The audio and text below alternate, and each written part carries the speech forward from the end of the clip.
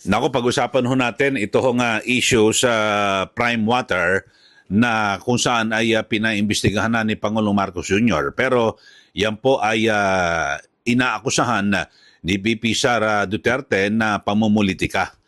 Pero nang tiningnan ko ho ito mga kababayan, talagang may sabihin natin meron pong rason at may katwiran ito pong si VP Sara na sabihan na may halong politika ito hong investigasyon ng Prime Water. Bakit ho?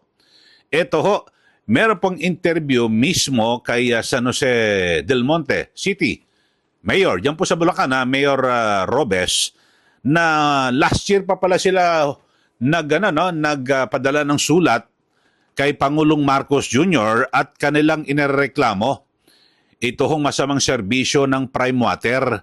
Pero wala ho silang narinig na sagot.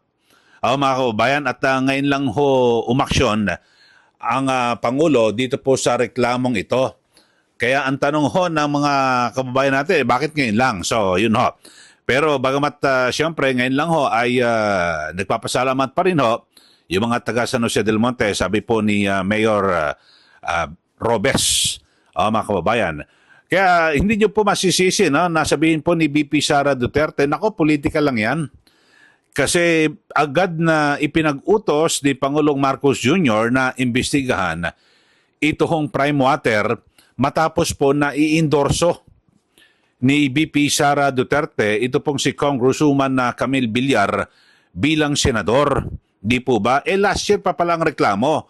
Kung wala pong issue ng politika ho rito, dapat last year nyo pa inaksyonan yan.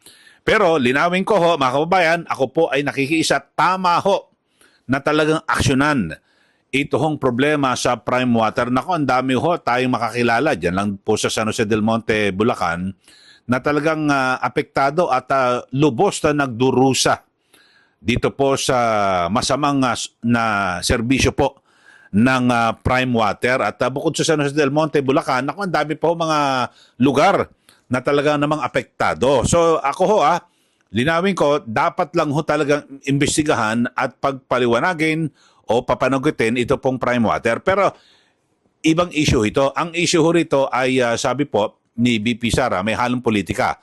At sabi naman ho ni PCO, Undersecretary Claire Castro, naku, walang politika yan. Talagang yung parang ang sinasabi niya yung ang Pangulong Marcos Jr. ay talagang gusto lang daw po na damayan at siyempre solusyonan yung problema ng ating mga kababayan. Pero ito ho, nagkabistuhan. Last year pa pala, nagbigay ng sulat ito hong si Mayor Robes ng San Jose del Monte, Bulacan. Ito, panoorin nyo ho mga kababayan at mamaya ating itutuloy yung ating komentaryo. Nag-decide na ang ating water district na meron ng free termination. Although last year pa, napag-uusapan na namin yan at even kami gumawa na rin ng resolution addressed to the President na nagkakaproblema na ang San Jose del Monte when it comes doon sa supply ng tubig. Na hindi rin kami masyadong na narinig. No? So we're very thankful now na narinig na rin kami finally ng Office of the President. Ayun, maliwanag ho mga kababayan last year pa ho nagbigay na po ng resolusyon ito hong San Jose del Monte diyan po sa Bulacan. Sabi po ni Mayor Arthur Robes at naka-address po yan sa Pangulo. Pero wala po, hindi po sila pinansin noong nakarang taon.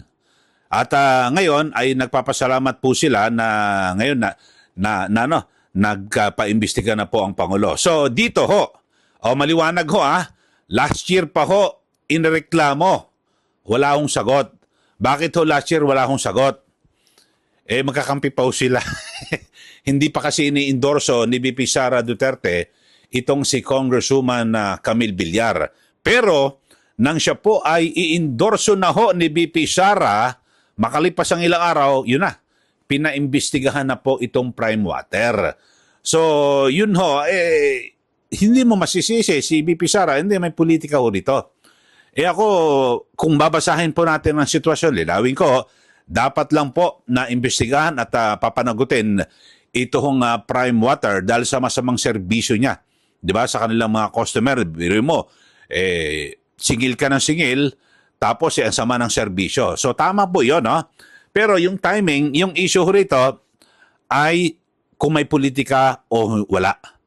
Ako nakikita ko, tama po si BP Sara na meron pong issue po ng politika. Kasi bakit ngayon lang kayo nag-imbestiga? O ito, nagpapatunay ho mismo si San Jose del Monte City Mayor, dyan po sa Bulacan, Arthur Robes, na last year pa pala sila may resolusyon at naibigay ho sa Pangulo.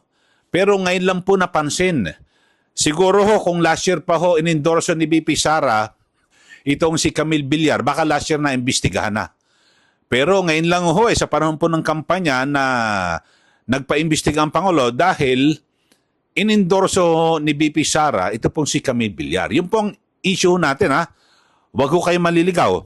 Ang binabanggit ko ho rito, baka yung mga kababayan natin, kikilala at kaibigan natin, na apektado po ng masamang serbisyo ng Prime Water. Kaisa niyo po ako dyan, at dapat lang hong papanagutin ng Prime Water. Pero yung issue ho rito, yung issue po ng politika. Kasi bakit ngayon lang ho ipinag-utos ng Pangulo? Kasi noong isang taon na nagbigay po ng resolusyon ang siyudad ng San Jose del Monte, dyan po sa Bulacan, sabi po ni Mayor Robes, hindi po sila pinansin. Pero ngayon ho, nagpapasalamat po rin sila dahil sa ngayon po napansin na ho sila. So, yun ho, mga kababayan. At parang sa bigas lang din ho yan, di ba? Kaya sabi po ni BP Sara, talagang parang lahat ng po ginagawa, puro politika ho, mga kababayan. So, bukod do sa Prime Water, ito po, pansinin nyo kasi last year pa pala yan, tapos hindi pinapansin dahil sa magkakampi pa. Magkaalyado pa itong si Villar at Marcos. Ngayon ho, nag-endorso si BP Sara kay Villar, ayun na. Binira na. Linawin ho natin at tama ho. Tama po na imbestigahan. Pero dapat noon pa ho kasi last year pa pala nagbigay ng resolusyon ang San Jose del Monte pero hindi inaksyonan ng Malacanang, ng Pangulo. Isa pa ho sa hindi po may alis na nagkakaroon po talaga ng isyong politika o kulay politika, yung sa bigas na lang ho 2022 pa ho, nung kampanya, ipinangako na ho yan ni Pangulong Marcos. Nung naupo siya sa pwesto noong June 30, 2022, dapat makalipas po ng ilang araw lang ho, sabi natin, sa loob po ng first 100 days, ini-implement niya na yung 20 pesos na kada kilo ng bigas. Hindi ho Lumipas pa ho ng halos 3 taon at ngayon, sa panahon pa mismo ng kampanya, in-implement ho itong murang bigas na 20 pesos na ang buong akala natin ay talagang sisikapin po ng gobyerno na pababain ng presyo ng bigas 20 pesos sa natural na pamamaraan. Ito, subsidy. Yan din pala ang gagawin ng subsidy. Dapat noong 2022 pa, nagbigay na ho kayo ng subsidy at aabonohan ng gobyerno, mag-aambagan po yung mga taxpayers para makabili po ng bigas ang marami. Ganun din pala mga kababayan. Kaya nga sabi po ni BP Sara, politika lang yan. Sa Prime Water linawin ko. Tama ho na imbestigahan pero dapat last year pa yan. Kasi last year pa ho nagreklamo ang San Jose del Monte, Bulacan. Sabi po ni Mayor Robes, nagpasa ho silang resolusyon naka-address po ito sa Pangulo. Bakit hindi inaksyonan noon? Ito, sabi po ni BP Sara, yung mga galawan naman galawang politika ho. Ito, panoorin po natin, Malamang, dahil lahat naman ng galawan ngayon ng administrasyon ay dahil sa politika. So, wala na akong nakita na ginawa ng administrasyon na ito para sa kapayapaan at kaunlaran ng ating bayan. Kundi lahat ay pag-atake lang sa politika at sa mga tao hindi nila kaya takutin at hindi nila kaya bilhin. Okay, so yun po, maliwanag ho ang binabanggit po ni BP Sara. So sa mga magsasabi, sabi ho ni Yusek Claire Castro, huwag nyo nang pintasan. Maraming nakinabang sa bigas hindi po yung issue ng pamimintas ho rito. Ang tanong ho rito, bakit ngayon lang? 2022, pangako, 2025, tinupad at may subsidy rin pala. Parang ayuda lang yan. Dapat doon pa, di ba, na-implement na. Tapos dito sa Prime Water, na ako ho, personal ko po, na tama lang ho na imbestigahan. At papanagutin ito pong kumpanya ng pamilya Bilyar dahil sa masamang serbisyo at protektahan po natin yung mga consumers, yung publiko. Tama po yun. Pero ang tanong ko, bakit ngayon lang? Siyempre, hindi po maialis na mag-akusa. Naku, politika yan kasi panahon po ng eleksyon at higit sa lahat, nang i-endorso po ni VP Sara, ito pong si Congresswoman Camille Villar bilang senador, kanyang sinusuportahan bilang nagpa-imbestiga. So yun po yung issue rito, yung politika. Maliwanag ho yan at hindi po natin gawa-gawa ito dahil sa mismong si Mayor Arthur Robes ng San Jose del Monte, Bulacan, kinumpirma po niya, nagpasa sila ng resolusyon last year. Naka-address po kay Pangulong Ferdinand Bongbong Romualdez Marcos Jr. Wala po, hindi ho sila nakatanggap ng anumang salita o pahayag mula sa Malacanang o aksyon. Ngayon lang ho nangyari. Dahil sa panahon po ng kampanya, tapos inendorso ni VP Sara si Camille Villar. So kayo ho, sa ating mga suki, dito po sa ating YouTube channel, ano ho ba? Kayo ho ba ay naniniwala na merong politika dito po sa mga ginagawang hakbang ng Pangulo o wala? O talagang gusto lang ng Pangulo?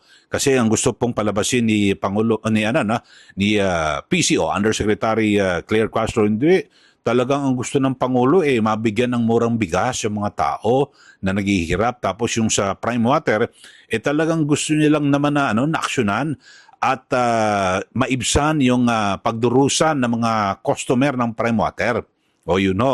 Pero ang tanong ho dyan, bakit ngayon lang? 2022, ipinangako ang bigas.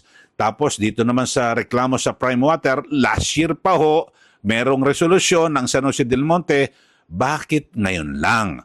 So ulitin ho natin, dapat ho talaga yung kaso ho dyan po sa Prime Water resolbahin at papanagutin yung kumpanya po ng pamilya Villar dahil sa talagang perwisyo. Pero yung issue po ng politika, mukhang may rason ho rito. Ito pong si VP Sara Duterte na magsabi na may halong pamumulitika itong mga hakbang o galawan ng Marcos Jr. administration. So kayo na ho ang musga mga kababayan. At alam niyo naman ho, talagang ngayon, panahon po ng kampanya sa eleksyon, malapit na ho, 12 na, mag-i-eleksyon na ho. Talagang bawat kilos na iba, may issue po ng politika ho dyan. Okay, so sa mga bago lang ho, na nanonood at dito po sa ating YouTube channel, nako, mag-subscribe na po kayo para hindi po kayo nahuhuli. Updated ho kayo lagi sa ating mga balita, pagtalakay sa mga mainit na issue. Yung issue natin ngayon, so maliwanag ho, may pamumulitika dito po sa investigasyon ng Prime Water. Bakit ho? Last year pa ho, nakarang taon pa ho, may resolusyon, sulat kay Pangulo Marcos Jr., wala aksyon. Ngayon ho, nag-endorse si VP Sara kay Camille Villar, may aksyon na ang Pangulo. Okay na ho, bahalang musga. Wala pong personalan ho, trabaho lang. Maraming salamat po muli. Ito po si Ka Eli. Magandang araw po sa ating lahat.